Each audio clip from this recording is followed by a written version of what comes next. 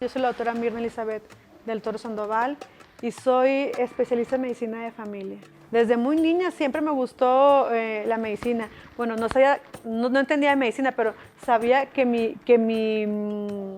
que yo quería hacer en la vida es ayudar o curar a las personas. Entonces siempre quise ser doctora. Nací en la ciudad de Nueva Rita, Coahuila, sin embargo, mi infancia yo la viví en Palau, Coahuila, que es un mineral del municipio de Musquis. Y después hice mi preparatoria y mi carrera en la Universidad Autónoma de Nuevo León. Recién cumplidos mis 14 años me fui a Monterrey a estudiar mi preparatoria.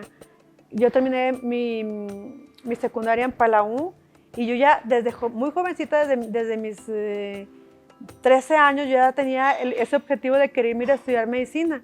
Entonces yo estaba esperando terminar mi secundaria para poder ir a Monterrey. Yo tenía 14 años apenas cuando me tuve que ir a Monterrey a hacer la prepa para luego poder ingresar a la Facultad de Medicina de Nuevo León. Entonces, pues sí me salí muy chiquita de mi casa para emprender ese viaje, para lograr ese sueño que siempre había querido de ser doctora. Por lo general siempre queremos jugar que a las comiditas, o a las comadres, o a la mamá que tiene el bebé, etcétera, pero no, yo siempre a todas las quería checar y a todas les revisaba la boca, la garganta, y pues guardo bonitos recuerdos de mi infancia, de esos juegos de niña a ser doctora. Entré a los 16 años a mi carrera y salí 22 años más o menos. Antes de que yo me fuera a Monterrey, mi papá falleció. Entonces, mi papá era minero y él falleció en una explosión que hubo en una mina en aquel entonces, cuando yo tenía 14 años.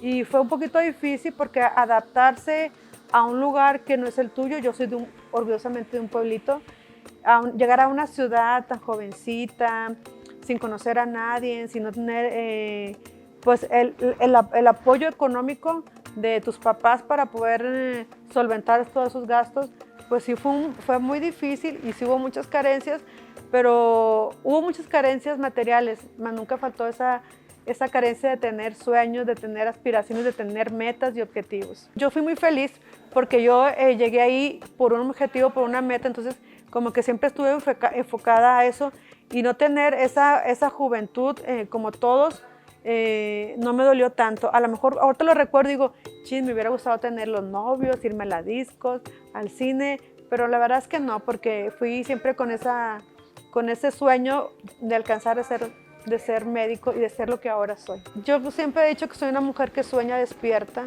y el soñar despierta me ha ayudado a que todos mis sueños sean alcanzables. Y la mayoría venían de la ciudad y yo venía de un pueblito, entonces de repente sí te hacen ese como que la ranchera o la del pueblito, o te ponen esas etiquetas de como la pobrecita, ¿me entiendes? Y a lo mejor en algún momento me llegaron a hacer sentir mal, pero yo siempre fui bien confiada en mí. Y ahora sí que les digo, de esas 14 pueblerinas o de rancho, pues yo fui la única que terminé la carrera en medicina. Sí, mira, yo después de que terminé mi carrera hice una especialidad en nutrición clínica y obesidad. Me dediqué 15 años a la consulta privada del control de peso y nutrición. Después hice educación en diabetes y ahora medicina familiar también es una de mis especialidades, que la cursamos en la Universidad Autónoma de México. Entonces, y aparte pues otros diplomados, talleres y cursos que siempre he estado haciendo. Empecé a hacer un programa donde educaba a la gente que vive con diabetes a vivir con ella. Este programa se llamó Una vida dulce sin azúcar. Teníamos tenía 60 personas a las que yo les daba educación cada semana de cómo cuidarse la diabetes, qué comer, qué ejercicios, cómo cuidarse los pies. Y era un programa donde no se cobraba, era un programa gratis, y entonces había mucha gente. Y después en ese programa llegaron niños, y la educación para un niño y para un adulto que vive con diabetes es muy diferente. Entonces creé otro programa que se llama Efecto Colibrí, donde dábamos talleres y asesorías o educación a los niños. Les enseñamos, por ejemplo, cómo checarse la glucosa, qué hacer cuando le baja, cuando le sube, cómo vivir con las emociones de ser un niño con diabetes. Entonces, la verdad es que a mí esto me encanta y y no tiene ningún costo, porque creo que es parte de mi ser y es parte de lo que yo siempre soñé, poder ayudar a la gente. Le digo, la verdad es que sí, es mucha responsabilidad, porque no tienes enfrente de ti un carro, un objeto, tienes a una persona y tienes a un papá, una mamá, un hijo, una familia, y es mucha responsabilidad. Entonces digo, sí, la verdad es que sí, a veces llega a ser estresante, llega a ser cansado, pero al final del día te quedas satisfecha de lo que hiciste.